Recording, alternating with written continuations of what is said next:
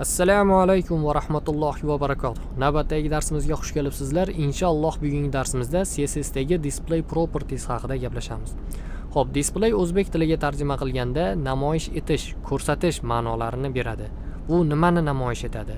Bu mana shu elementlarning joylashuvi qanday namoyish etilishi yoki qanday ko'rsatilishini bu bildiradi. Xo'p, o'tgan darsimizda esingizda bo'lsa, HTML dagi block level va inline level elementlar haqida gaplashgan edik. Bu mavzuni bugun men takrorlab o'tirishni xohlamayman. Agarda bu haqida sizda ma'lumot bo'lmaydigan bo'lsa va ular nima ekanligini bilmasangiz, yuqoridagi link orqali kirib darsimizni ko'rishingiz mumkin. Mana shu block level va inline level holatidan kelib chiqqan holatda bu yerdagi elementlarimiz yoki block levelda yoki inline levelda bo'lishi mumkin edi. Buni o'tgan safar o'tdik. Xo'p, mana shu display properties orqali biz bularni ko'rinishini qanday holatda bo'lishini, ya'ni block bo'ladimi, inline bo'ladimi, mana shularni biz belgilashimiz mumkin. Mana shunday qiymatlarni berishimiz mumkin.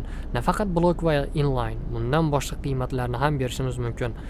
Odatda display propertiesiga beriladigan qiymatimizda, beriladigan qiymatlarimizni maqsadi ikki turda bo'ladi.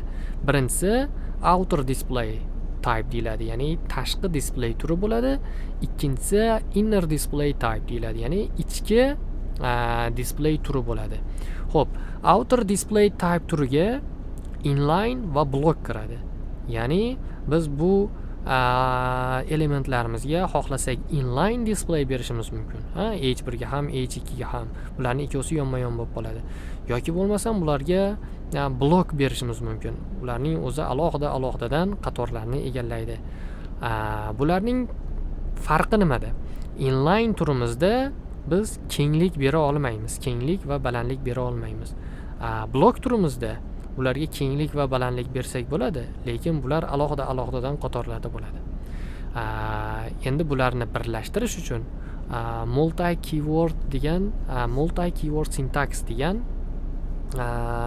bularga displayga qiymat berish turimiz bor, ya'ni yoki inline buni bloklik holati, ya'ni bunga kenglik va balandlikni berish holatini saqlab qolgan holatda bular yonma-yon qatorda bitta qatorda yonma-yon joylashishni xohlasak, joy yetadigan bo'lsa, tepaga chiqishini xohlaydigan bo'lsak, bunda biz ularga inline block qiymatini berishimiz kerak bo'ladi. Xo'p, ana endi ichki display turiga nimalar keladi?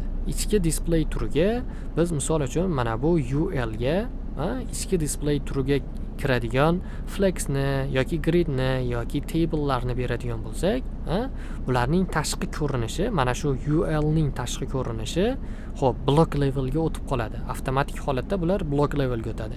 Va bularning ichidagi mana bu farzandlariga nisbatan berilish, bularning joylashish strukturasi bo'lsa, mana shu ichki display turidagi display qiymatimizning o'zi ma'lum bir mana shu ichidagi ichki elementlar uchun berilgan, bularning joylashuvi uchun berilgan qiymatlar bo'ladi yoki buni strukturasi bo'ladi, o'zini alohida qurish sistemasi bo'ladi.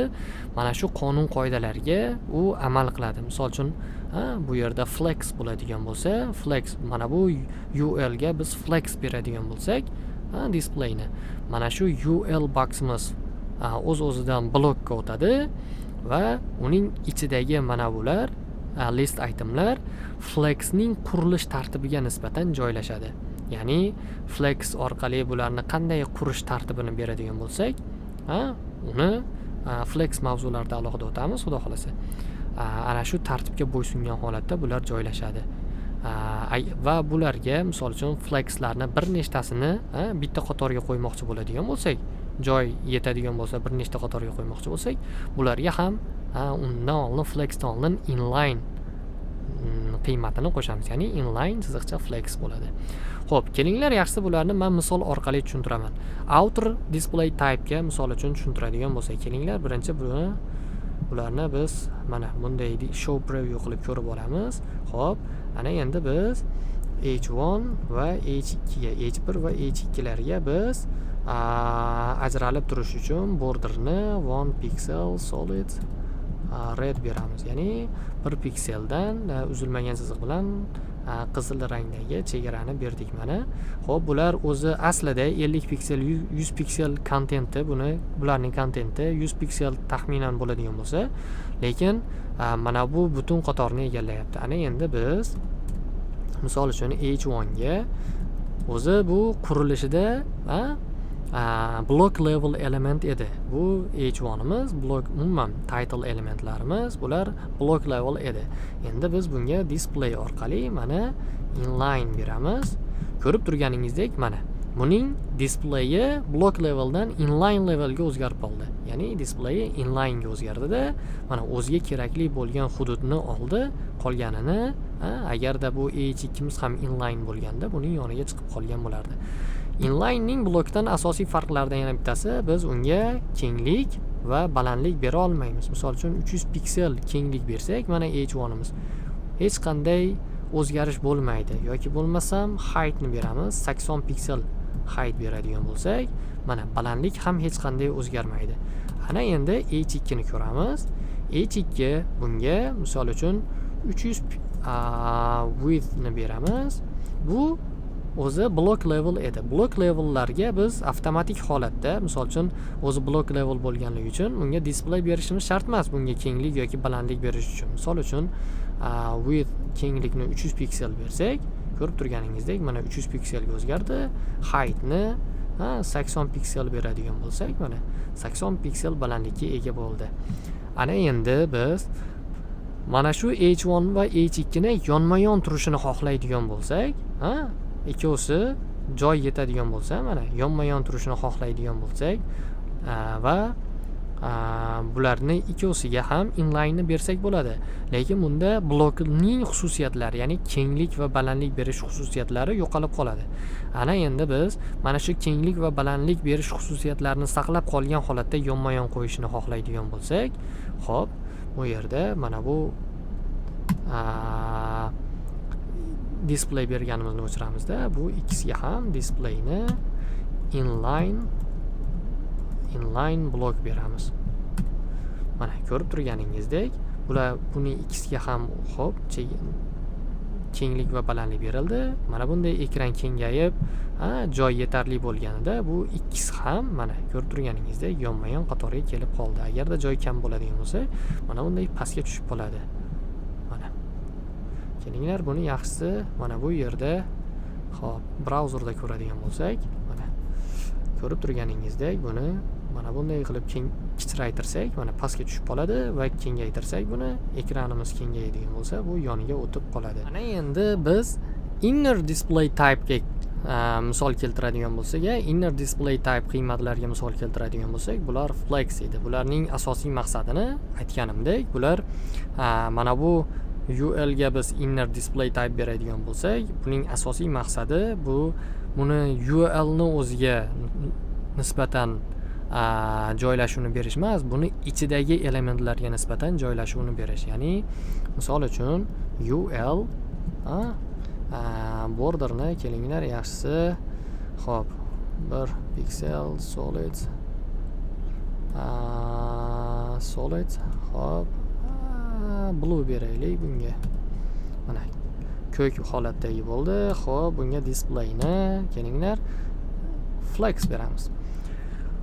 Yuqorida aytib o'tganimdek, inner display type ga, ya'ni inner display, ichki display turidagi qiymatlarga flex, grid, table'lar kiradi, ruby'lar kiradi. Mana ko'rib turganingizdek, bu tashqi ko'rinishi block levelga o'tib qoldi. Lekin buning ichidagilarini berish uchun biz alohida flex mavzularda alohida bularni kengroq yoritib beraman. Hozir qisqagina tushuntirib o'tib ketaman. Buning ichidagilarini berish uchun, misol uchun, hop, buning ichidagilarga alohida hop width beramiz. Misol uchun 100 piksel. Mana 100 pikseldan har biri va bularni borderini kelinglar ajrataylik.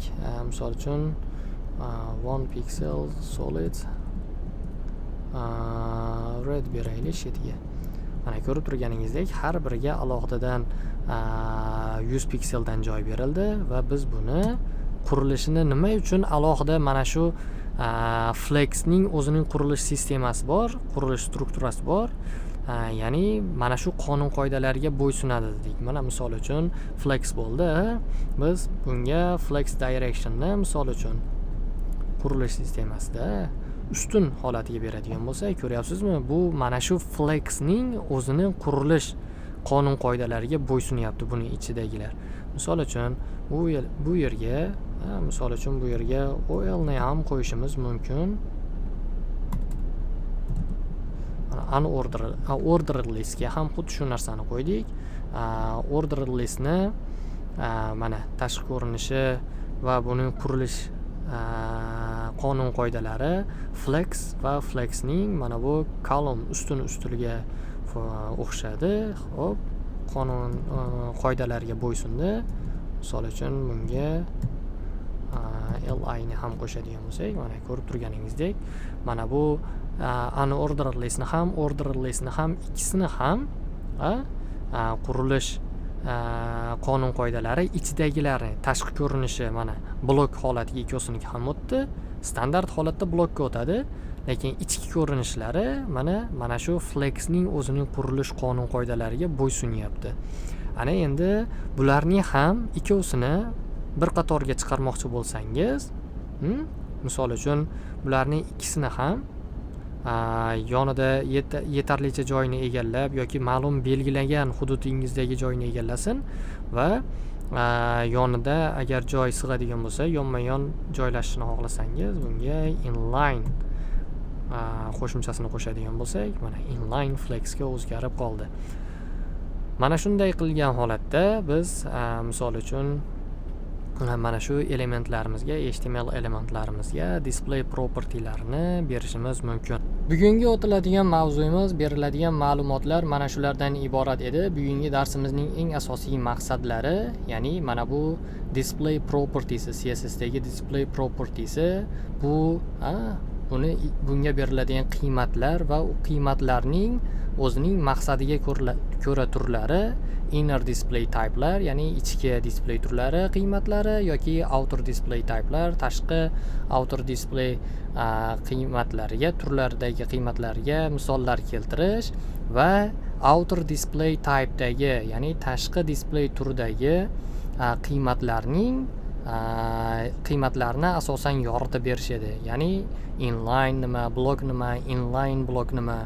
Bu yerdagi flex, grid, tablelarni xudo xolasa keyingi mavzularimizda biz batafsil yoritamiz.